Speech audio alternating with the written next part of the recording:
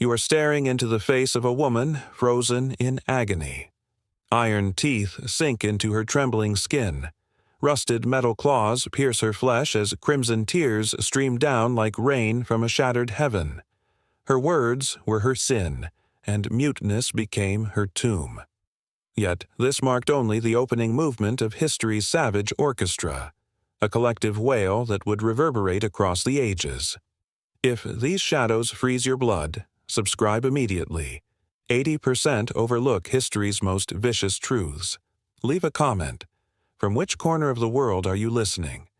It's incredible that people from every nation gather here, driven by shared fascination with the darkest chapters of our past. Let the story unfold.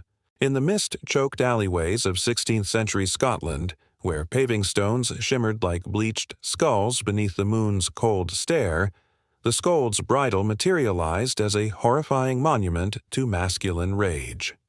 Bessie Taylor, a woman whose voice had dared to strike at the powerful, found herself trapped within its iron grasp in 1567 Edinburgh. The apparatus, a cage of corroded iron circling the skull like a rotting diadem, contained a vicious curb plate measuring 2 inches by 1, spiked and merciless, that crushed down upon the tongue, slicing with each uncontrolled movement. Her destiny was already dust before she released her first breath of resistance. The Kirk sessions pronounced her sentence, marching her through the masses, a bell chiming cruelly from the bridle like death knells. The psychological torment resided in the bridle's sinister construction.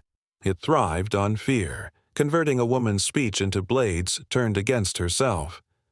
Her consciousness became a maze of suppressed fury where the drive to speak rotted into festering hopelessness. Vividly, the rusted crimson claws of the bridle throbbed with every pulse. The metal warming against her skin's feverish temperature, a symbolic fusion of body and metal, the devastating paradox. She who erected walls of rumor discovered herself caged in a quietness more deafening than shrieks, oblivious that her shackles were hammered by the very community she attempted to penetrate. Yet the brutality had merely commenced. As the mob taunted, blood erupted as the spike carved deeper, her tongue tearing in a scarlet fountain that stained the earth in suffering's chaotic patterns, tissue shredding, torment delivered in under 10 seconds of narrated damnation. The bridle transcended simple punishment. It became theater. Women dragged by chains like animals, their mouths foaming with uncontrolled saliva, exhaustion gnawing at their jaws. In England's Walton-on-Thames, a 1633 bridle carried an engraving condemning women's wasteful tongues, its rusted crimson claws resonating through eternity. Stories tell of Quaker preacher Dorothy Waugh in 1655 Carlisle. Her bridle served as an instrument of spirit-destroying treachery by non-Quaker powers. Her sermons drowned in blood-soaked insanity. What transpired next surpasses comprehension. Parades transformed into public floggings, whips snapping against naked flesh, violence saturating the atmosphere with metallic bitterness. Her tongue became a viper and iron its poisonous prison. Silence hemorrhaged from her mouth like abandoned wine. These memorable fragments slice profoundly, echoes of ambition's deterioration. Yet in this rapid plunge, another gore-drenched shock exploded. Flesh ripped as the bridle secured, bones crushing in stifled howls that possessed the plaza. The contemporary connection. Her paranoia reflects today's digital silencing where women's expressions encounter internet predators and suppression. Domination reincarnated in digital form, but the rusted crimson claws constricted harder, dragging us toward deeper chasms. Was her insanity warranted, or was she condemned from conception? What actions would you take in her position? Muted voices hemorrhage. They could not look away. From the shadowed crypts of medieval Germany and Austria, where kingdoms dissolved like corrupting gold beneath the burden of their own duplicity, the shrew's fiddle tore its path into notoriety, a grotesque progression of the rusted crimson claws that strangled women's essence. This violin-shaped affliction with its expansive neck opening and paired wrist bindings imprisoned a woman's skull and limbs in a degrading stance. Her face forced outward like a supplicant's petition, displaying her through mocking throngs as retribution for aggressive dominance. In the 13th century, iterations manifested across Denmark, Japan, and even ancient Rome's iron remnants excavated in Germanic lands. Women like those in Plymouth Colony, branded for infidelity, experienced its sting carried to colonial territories. The psychological revelation. Aspiration corrupted into madness, the fiddle compelling a woman to face her rebellious nature in a reflection of imposed subjection, her psyche fracturing beneath the stone-heavy burden of collective scrutiny. Sensory elements pulsed intensely. The rusted crimson claws of the fiddle abraded against perspiration-dampened skin, each stride rattling bonds that murmured of shattered empires. Paradox pervaded the spectacle. She who aspired to dominate found her frame a marionette, restrained in a performance of humiliation she unknowingly orchestrated. Yet the savagery had barely initiated. As the procession wound through mud-drenched paths, lashes struck out, blood exploded as skeletons fractured under frantic blows, a gore-saturated shock that bathed witnesses in scarlet vapor. Flesh-tearing agony manifesting in mere moments. The fiddle never operated alone. It combined with public submersions. Women thrust into freezing waters on ducking chairs, their organs burning as liquid penetrated like a companion's deception. In 17th-century England, the ducking stool, a seat upon a rotating pole, consumed lives, drowning witches and scolds together, their corpses swelling in soul-annihilating suffering. Tales speak of prostitutes and chaotic women, their cries muffled by currents, betrayal carved in every breath. They could not look away. What occurred subsequently defies belief. Survivors surfaced choking only to confront pricking, blades puncturing tissue continuously, hunting witches' marks that refused to bleed. Fear feeding the interrogator's madness. Her limbs were pinions severed by iron's brutal hold. Resistance submerged in torrents of patriarchal rage. The fiddle performed a funeral hymn of destroyed spirits. These verses etch into consciousness, blood-scarlet symbols of decomposing aspiration. Accelerated narrative surged as another shock struck. Blades penetrated profoundly, tissue tearing in crimson explosions, screams decorating surfaces in blood while masses howled for additional violence. The modern parallel. This mirrors contemporary body persecution cultures where women's independence confronts digital dissection. Subjugation's rusted crimson claws resurrected in social media judgments. But the rusted crimson claws starved for more personal terrors, yanking us toward instruments that converted bodies into war zones. They could not look away. Among the crimson-drenched seats of the Inquisition's Dark Symphony, where Europe's cells reeked of terror and manufactured hatred, the breast-ripper surfaced as a demon of flesh-tearing mythology. Its iron talons heated to blazing radiance for women charged with heresy, adultery, or self-inflicted miscarriage. From the late 13th through early 19th centuries, in territories like Bavaria and the Holy Roman Empire, this mechanism, four barbed prongs curved like arachnid's grip, fastened onto the breast, severing tissue in gradual, calculated extractions, abandoning jagged injuries that putrefied like empire's treacheries. Saints like Agatha of Sicily in ancient Rome endured comparable agonies, their breasts mutilated as martyrdom's vicious stamp. Psychological examination. Delusion dominated. Inquisitors projecting their own decaying aspirations onto women whose frames became surfaces for misogyny's lunacy. Consciousness disintegrating under expected torment. Sensory symbolism. The rusted crimson claws heated, pulsating with Inferno's rhythm. The atmosphere dense with searing flesh's pungent fumes. Irony decomposed in gold. He who pursued purity created the vilest contaminations, unaware his instruments bound him to history's exhibit of abominations. Yet the cruelty had scarcely begun.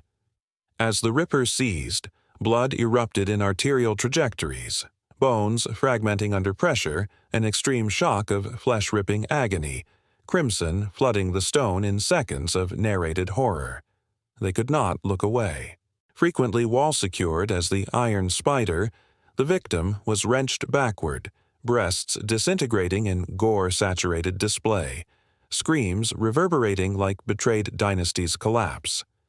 Legends murmur of unmarried mothers and witch prosecutions, their suffering a caution inscribed in blood, betrayal by cathedral and kingdom. What manifested next transcends imagination. Survivors confronted amputation, rhinotomy in Byzantine tribunals, noses severed for adultery, faces disfigured in soul-crushing permanence, whips pursuing to flay exposed spines. Breasts blossomed crimson beneath iron's brutal caress. Purity's cost, flesh excised from the spirit. These quotations overflow with haunting power, rhythm intensified with another gore eruption. Blades separated noses, blood pouring as screams split the atmosphere, agony's symphony and flesh-tearing climax. Modern significance. This reflects modern gender-directed violence where women's bodies face policing and reproductive rights conflicts, rusted crimson claws persisting in legislation and verdicts. But deeper voids beckoned, instruments that violated the sacred. They could not look away. In the maze-like courts of early modern Europe, where Asia's imperial darkness merged with Western insanity in narratives of exchanged torments, the pear of anguish whispered its contested horrors. A pear-configured metal monstrosity introduced into mouths, rectums, or vaginas, then widened via mechanism to rupture flesh from inside. Supposedly from the 17th century, connected to French bandits and Dutch blackmail, it targeted women accused of sodomy, adultery, or heresy. Bodies flowering inward in crimson-soaked madness, organs exploding like collapsed empires. Psychological exploration. Paranoia consumed. Victims' minds disintegrating in anticipation. Aspiration to survive rotting into delusional capitulation. Symbolic detail. Rusted crimson claws within the pear's compartments, expanding with mechanical heartbeat. The groan of metal echoing soul's rupture. Irony. Architects of justice's tools unaware they forged their own condemnation. Chained in history's blood-red gallery, yet the cruelty had only just begun. Insertion finalized. The mechanism rotated. Flesh tore in internal explosions, muffled screams vibrating through metal, a shock of body-splitting agony in brief, devastating moments. Though evidence diminishes, legends connect it to Inquisition's weaponry. Women silenced perpetually. They could not look away. What occurred subsequently defies imagination. Paired with marking adulteresses, branded with scarlet symbols, whipped if hidden, betrayal scarred eternal, bodies flowered from within, pears of toxic fruit, expansion of flesh, contraction of spirit, final violence, whips lashed, skin peeling in crimson strips, screams dissolving into wind. The devices shared a philosophy carved in iron and suffering. They targeted not criminal acts but feminine existence itself, the tongue that spoke without permission, the womb that carried unauthorized life, the breast that nursed outside wedlock. Each instrument encoded a lesson in female subjection, transforming women's bodies into educational exhibits for a society obsessed with control. The scold's bridle hung in town halls across Britain like civic regalia. Magistrates ordered their use with the same casual authority they applied to licensing taverns or regulating market weights. The mundane bureaucracy of oppression. In Newcastle, council records show the bridle was repaired 3 times between 1650 and 1680, the iron reinforced, the lock mechanism upgraded. Maintenance costs appeared in municipal budgets alongside road repairs and bridge construction. Town clerks noted expenditures with the same administrative detachment they used for recording flour prices or tax receipts. In Chester, the municipal accounts from 1668 detail payment to a blacksmith for fashioning a new lock for the town bridle, the old one having rusted beyond function. The entry sits between a payment for church bell repairs and compensation to a night watchman. In Edinburgh, Kirk Session minutes reveal debates not about whether to use the bridle, but about standardizing the duration of wear. Should 2 hours be the standard, or 4? Should Sabbath offenses warrant longer sentences? These discussions proceeded with the same procedural thoroughness applied to any civic matter. This was not the work of isolated sadists.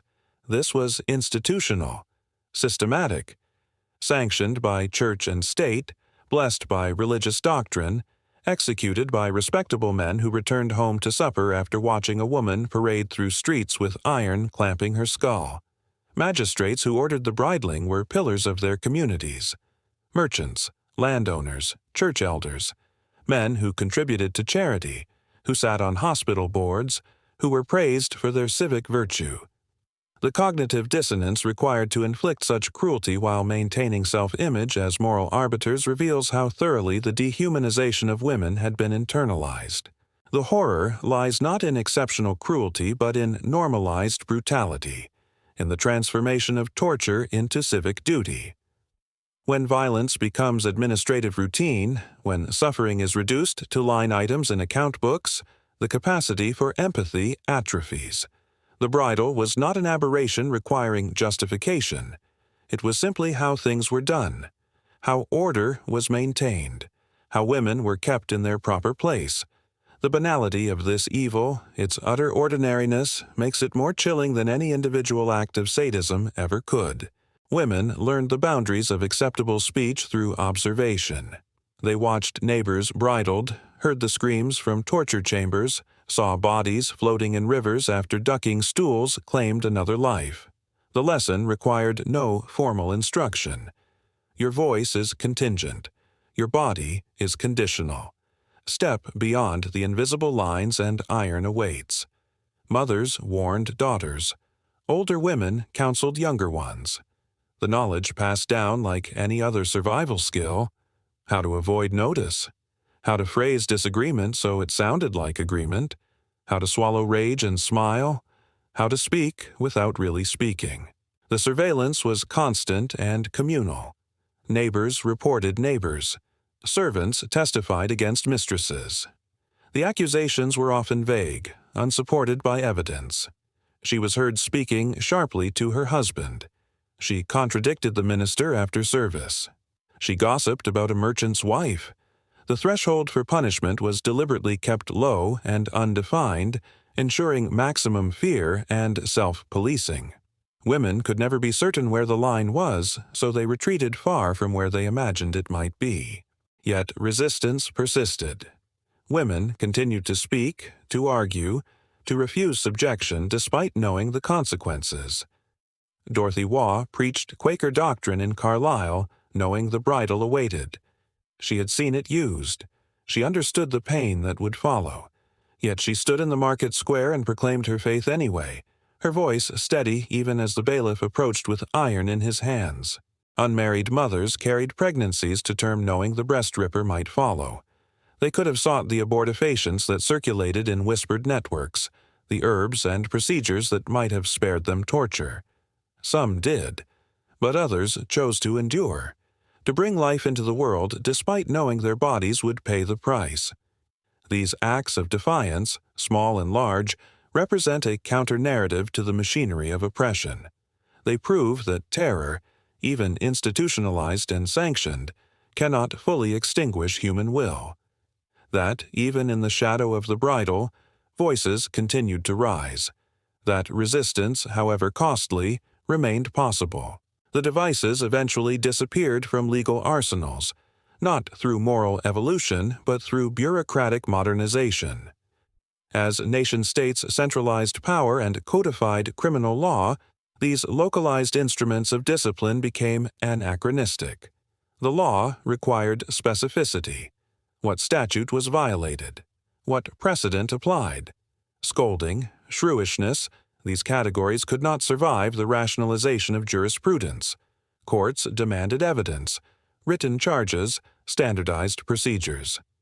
The informal justice of the market square, where a magistrate could order a woman bridled based on rumor and complaint, could not translate into the new legal architecture emerging across Europe. The last recorded use of the scold's bridle in England occurred in 1824 in the town of Bolton. By then, it was already an embarrassment, a relic from a darker age that reformers pointed to as evidence of barbaric old customs. Legal scholars dismissed it as medieval superstition incompatible with enlightened governance. Yet its disappearance had nothing to do with suddenly recognizing women's humanity.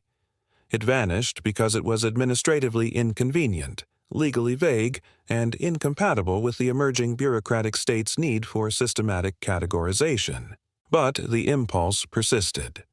The conviction that women required special discipline, that female voices needed monitoring and control, this did not vanish with the bridles.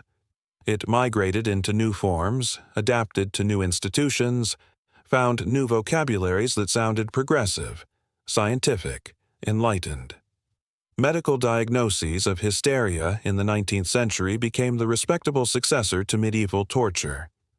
Physicians, men of science and learning, prescribed rest cures that confined women to beds for months, forbidding them from reading, writing, or engaging in intellectual activity. The diagnosis was applied broadly, almost promiscuously, to women who displayed ambition, anger, or independence. A woman who wished to pursue education beyond what her father deemed appropriate. Hysteria. A woman who refused an arranged marriage. Hysteria. A woman who wrote political pamphlets or attended suffrage meetings. Hysteria. The medical establishment had found a way to pathologize female resistance, to transform defiance into disease. The treatment was isolation, infantilization, and the systematic breaking of will through enforced passivity. Where the bridle had used iron, the rest cure used boredom, sensory deprivation, and the slow erosion of self through months of mandated helplessness. Psychiatric institutionalization for women who defied social norms replaced the public parade with the asylum ward. Women were committed for infractions that would never warrant male institutionalization: refusing marriage, bearing children outside wedlock, displaying sexual desire, challenging male authority, expressing too much emotion or too little. The criteria were deliberately vague, the procedures streamlined to minimize interference from the woman herself or her advocates. A husband could commit his wife with the signature of a single compliant physician.